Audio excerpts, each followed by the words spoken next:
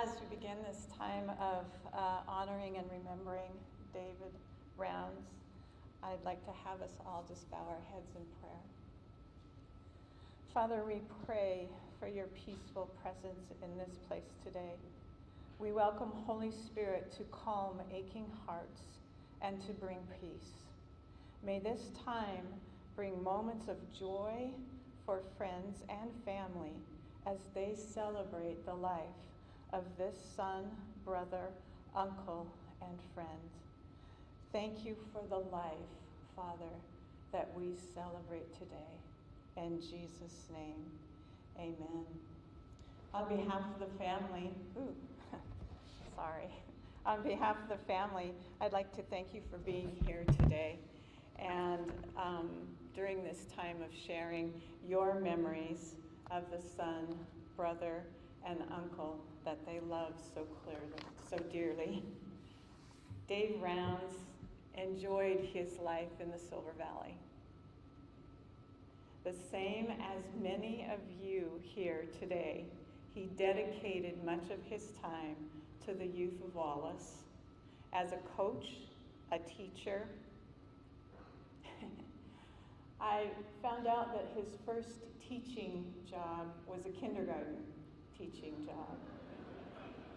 You did the same thing that I did. I just thought, oh man, that had to have been fun. Is there anybody here from his kindergarten class by any chance? Oh, well, that's not good news, but anyway, his first teaching assignment was that kindergarten class. Isn't that just awesome? He was involved with kids. They were special to Dave.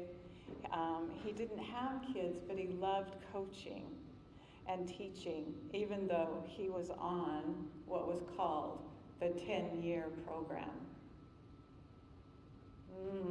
Some people might not know what that means.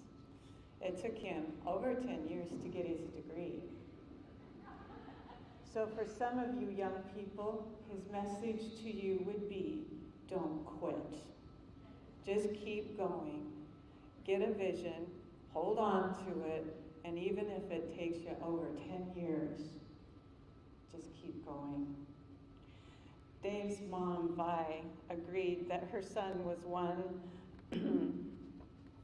of a kind. Her son was one of a kind.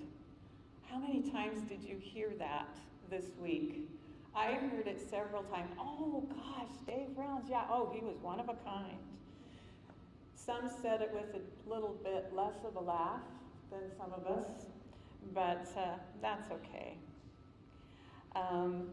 He didn't care about what others thought, but he was pretty good at solving problems. He solved a problem for his mom one time. And he was on the phone and he was taking care of everything, and he was so kind and so gracious that when he got off the phone, she was like, wow, is that my son? And he just looked at her and said, Mom, I can be a gentleman once in a while. Dave's niece, Melissa. He was an amazing uncle. In her eyes, Uncle Dave could do no wrong. I wouldn't challenge her on that, by the way. Melissa was thankful to have precious memories of their 2020 Christmas, when Dave, as usual, shows up with presents anytime he wants, doesn't need an invitation, and certainly doesn't require a present. He was used to giving and not receiving. He loved giving, especially to many of you, to many of your kids. He was a teacher, a coach, an athletic director, a driver's ed teacher. That one kind of surprised me too. I guess he was braver than I thought. And recently the Wallace School Board president. Dave also loved hunting and fishing. His last day was on a duck hunting trip with Mike. Duck hunting trips with Dave and Mike and anyone else that wanted to go. But if Dave was driving, there was no sleeping allowed. Because those rumble strips on the side of the road, he just seemed to accidentally wander over there the minute that you were able to get a little bit of a rest. Dave liked things in his boat packed the same way. He wanted it that way every time. If it got moved, Mike put it in the wrong place. Dave came around and put it in the right place. Dave left this earth in a duck blind with a friend, with everything in order, just how he liked it. Dave never held a grudge and truly loved all of his family and friends. I'm sure that there are many of you that would like to share a memory about Dave. We're going to go ahead and let you do a little bit of that today, but also at the Elks, you can be sure and share some of those memories with the family. For right now, we're going to start with Dan Gunderson, has some things that he would like to share about Dave.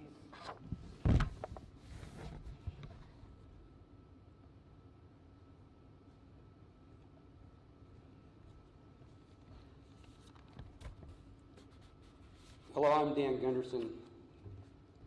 I was Dave's roommate and teammate at Treasure Valley Junior College, where we were the Chuckers. Got a couple notes from friends. Dave had friends all over the Northwest. This one's from Danny Hines. He's here today. Danny was a running back at Eastern Oregon, where Dave played his junior year of football. Dave arrived at Eastern Oregon. I'm not sure he was welcomed with open arms. After all, we all knew he was good friends with Gunderson.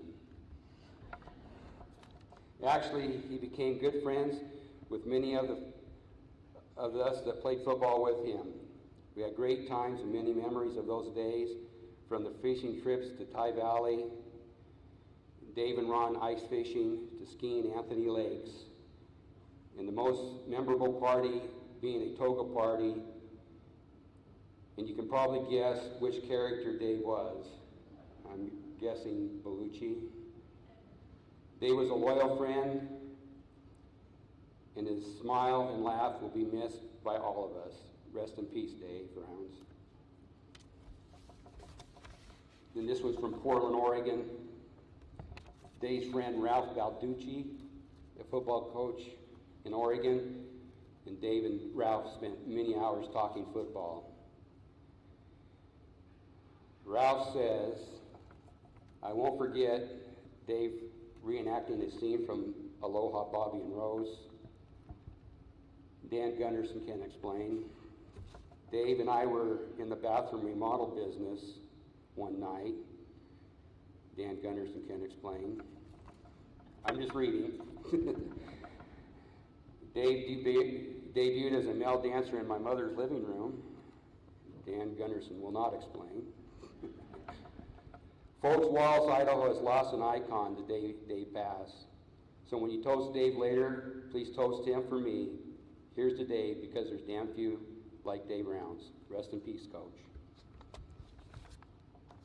Like I said, I'm Dan Gunderson, his teammate and roommate from Treasure Valley Junior College. I was one of the few people here today to have the opportunity to live with Dave. Opportunity might not be the right word. There are many stories of our adventures together, but most would not be suitable for this memorial, and most of you wouldn't believe them anyway. Dave was one of a kind. They broke the mold when he was born. There was no gray area with Dave.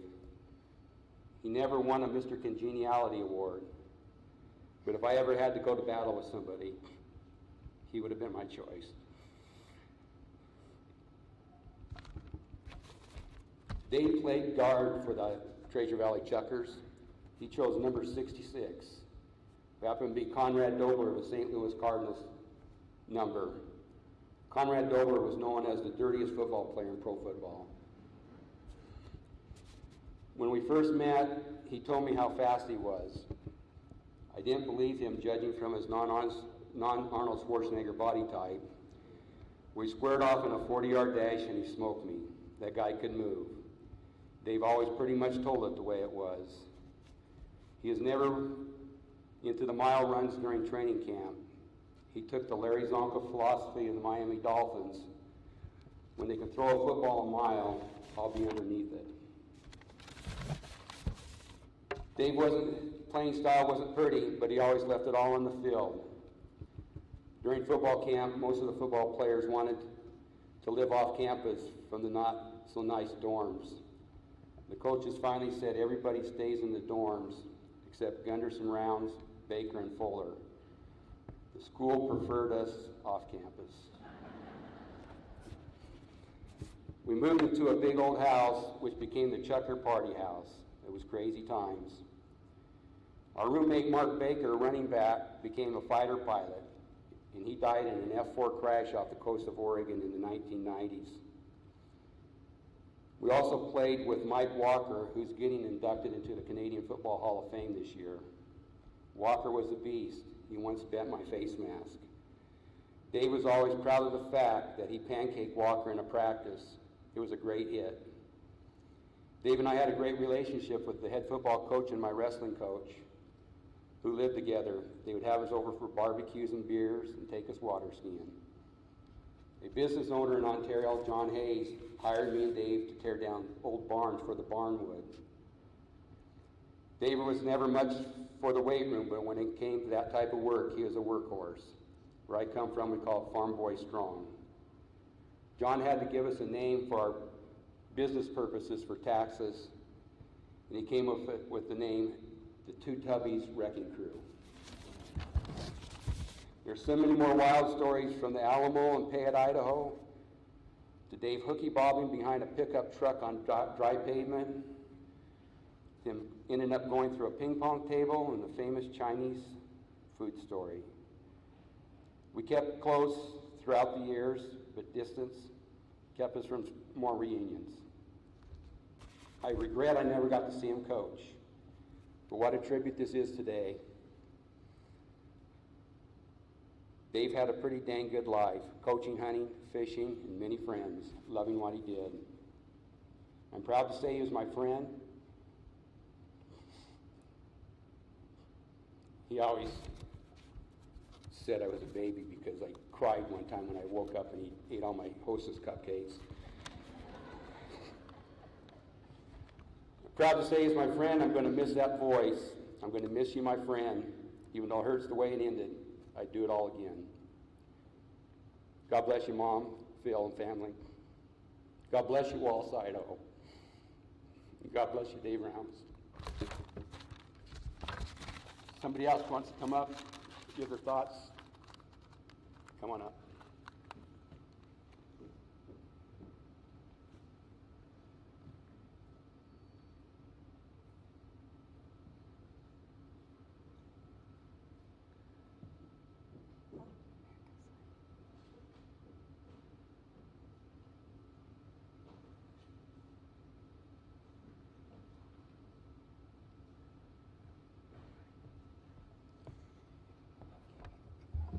Hello, my name is Dave Herndon, and I really wanted to wear a pair of shorts and a Wallace Minor sweatshirt, but evidently mine's kind of shrunk over the years, so I didn't have a Wallace sweatshirt, so I thought, what better way to, other than just dress up for Dave today, so I'm sure he'd be looking down like, what the heck are you wearing, but anyway,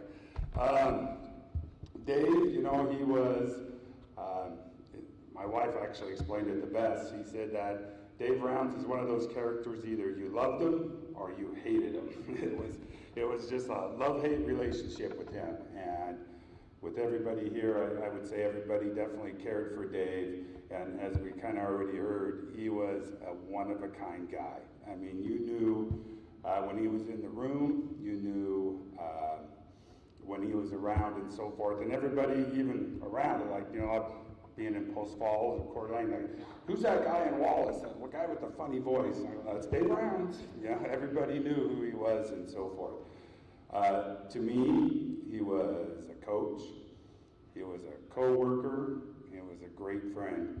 The first time I actually really met Dave was in 1984. He was his first year coaching. And I didn't know it took him 10 years to get out of college. I thought it was like 7 or 8. So I was actually kind of surprised it was 10. But he was Coach Rounds to me, and he still is Coach Rounds. When he would call, or even at work or whatever, it's like, hey, Coach Rounds, what's going on, and that kind of thing. So I always think of him as coach. But when he first started coaching his first year, you can imagine how tense he was when he retired. Imagine what he was like 24, 25, 26 years old. So he was a little intense, and it was a good thing. He was a great coach. He definitely was 100% into the game. But when the game was over and so forth, he was like a great friend too. And so I think that's where we built our relationship. And I know a lot of past athletes got to be friends with him just because of that reason. But yeah, he was a coach to the very end. I remember when I moved back up to Wallace, it was probably like 95, 96, and I can't remember why, but they were playing an old high school game from 1984, and I think it was against Kellogg of all things. And so I get a phone call like 7 o'clock at night, and he's like, God damn it, you're killing us. And I go, what are you talking about? And he goes, you're killing us. And I go, what?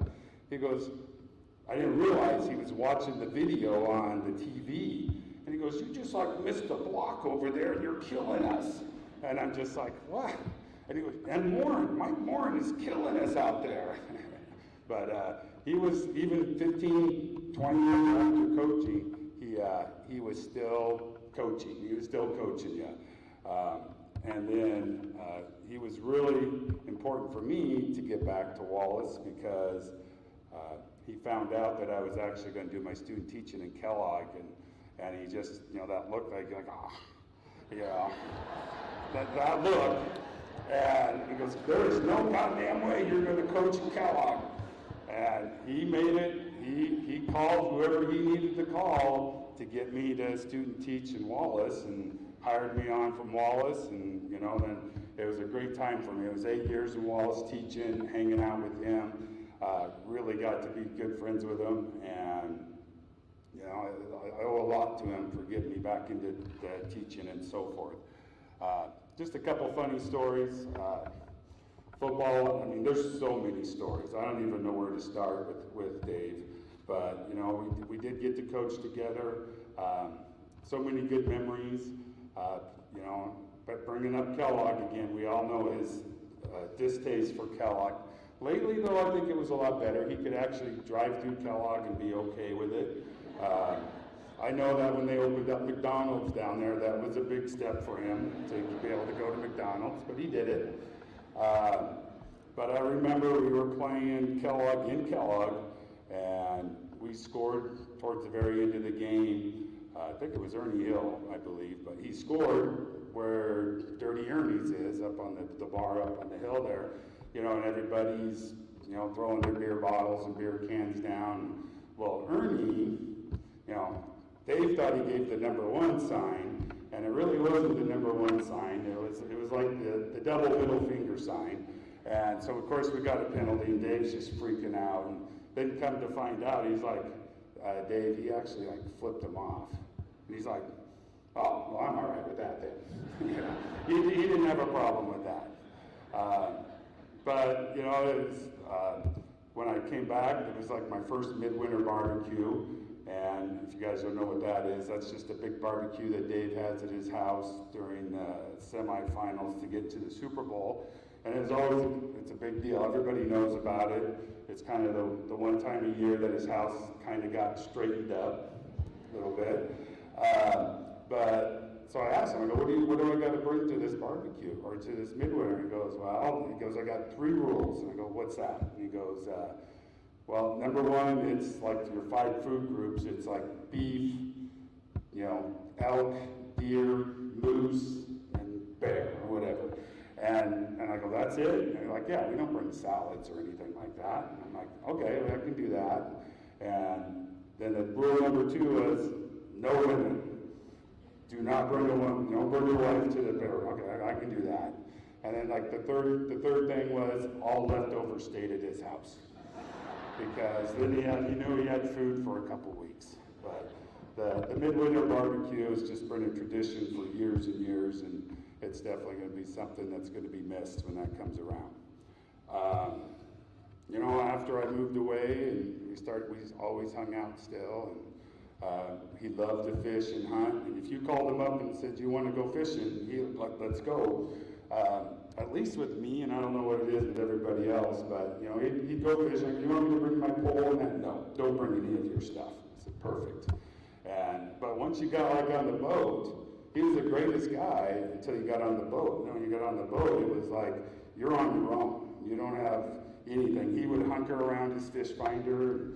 He's catching fish like crazy, and we're like, hey Dave, where's the fish at? And he goes, well, buy your own goddamn fish finder. And I'm just like, well, you can't even tell me.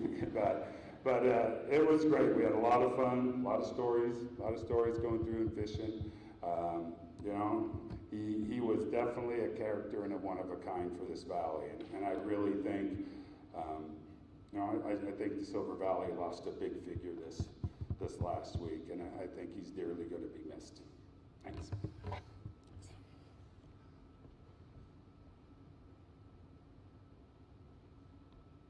Maybe time for one more, or share at the Elks? Yes. Oh, go.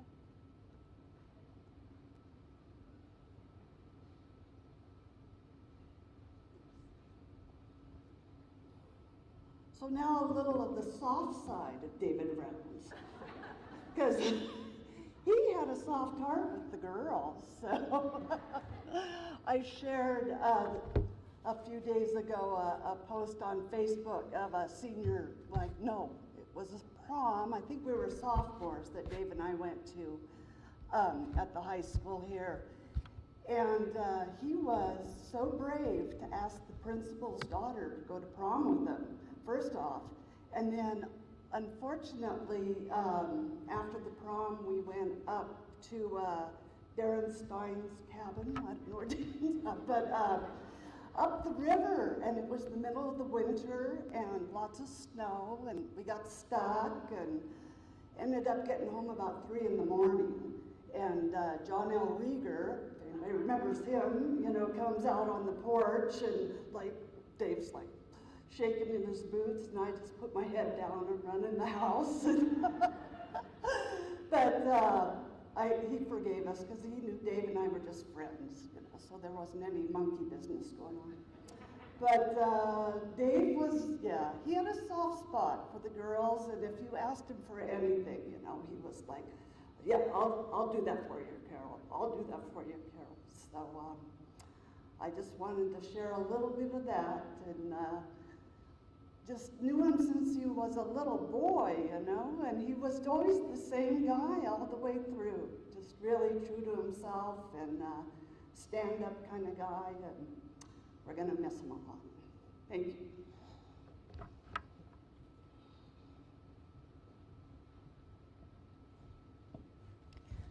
So since Dave was so brave about telling it like it is, I'm going to be brave and tell you like it is. There's a song that came out this year that I just heard in probably the last couple months. And the name of the song is Scars in Heaven. And the chorus of it, it just says that the scars, the only scars in heaven are on the one who holds you now.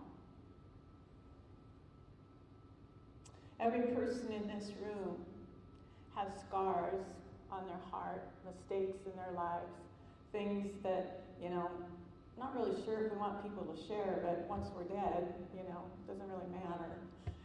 But those scars make us who we are.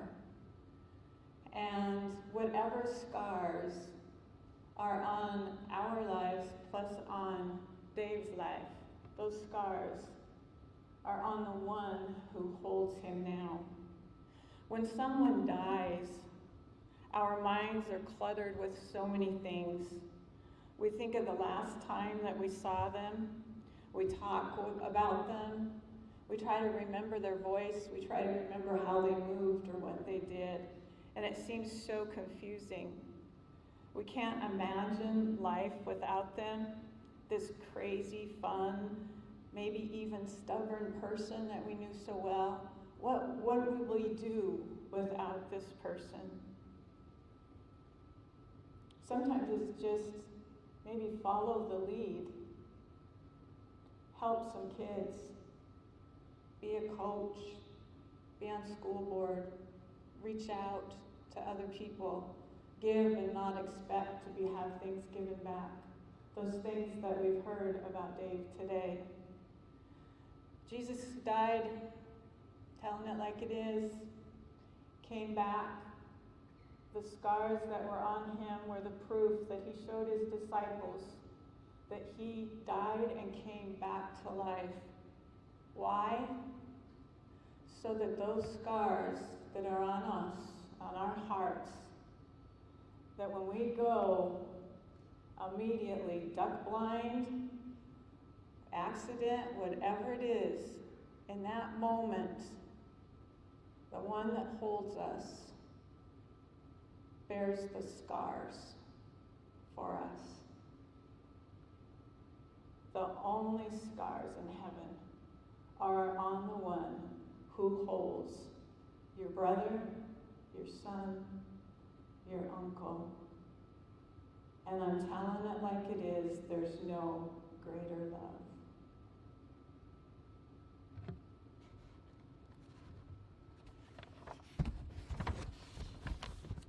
As we close, we have a surprise for you. Some of you know, some of you don't. And then we'll have one last question at the end. So, it's Principal Almquist now, I've heard.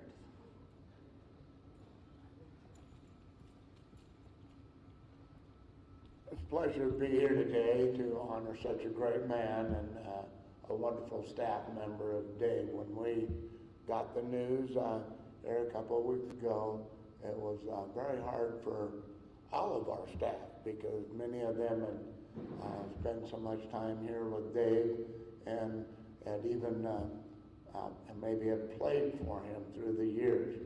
And so it's an honor to be here to represent the school district and to represent Wallace Junior Senior High School as we wanted to make an announcement to everybody. We had an awful lot of people contact us and, you know, how are we going to remember Dave? You know, what's the best way? Some people suggested Sather Field, that drive around the back of the field, maybe name that Dave Rounds Drive. Or people suggested, let's make it Sather/Dave Rounds Field. Some people talked about making maybe a Dave Rounds Field, track and field complex. But we, the district and the school board, decided to dedicate the field house. From now on, the field house will be called Dave Rounds Field House.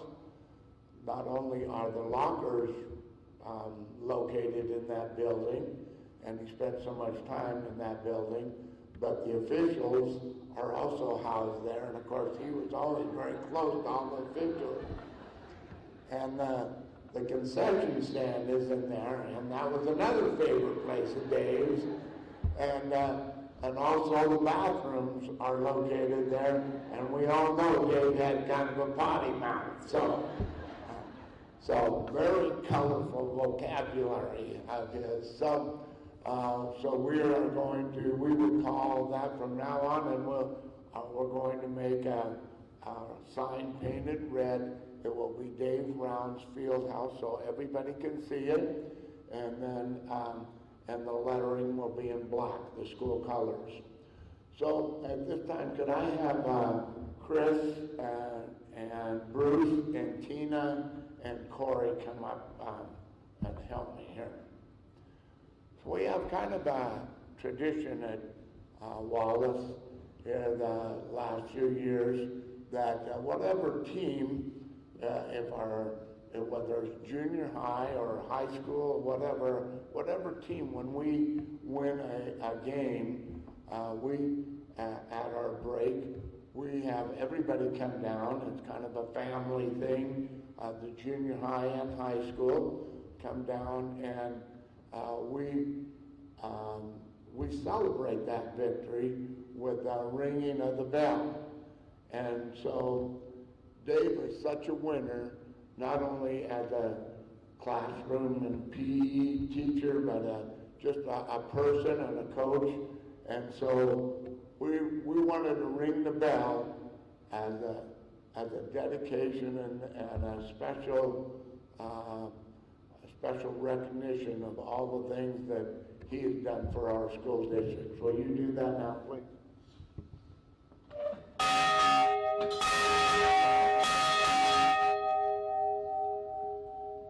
So, you know, all we can say is, thank you, Dave. You are a great person, and you are a wonderful Wallace Miner. So, thank you. Could we all stand, please?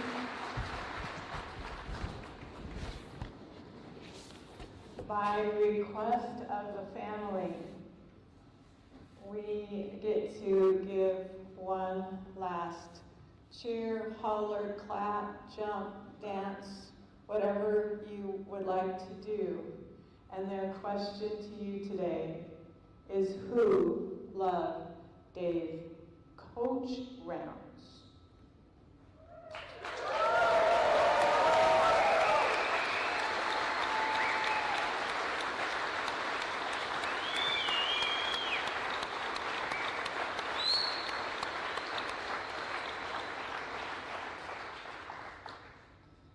On behalf of the family, I'd like to invite you to the Elks.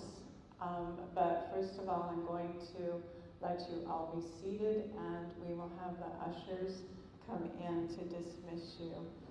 It's a little bit crowded in the entryway, and so they will do the honor of dismissing you. And to the family, thank you again for allowing me to bless you and this great group of people that have gathered today. Thank you so much.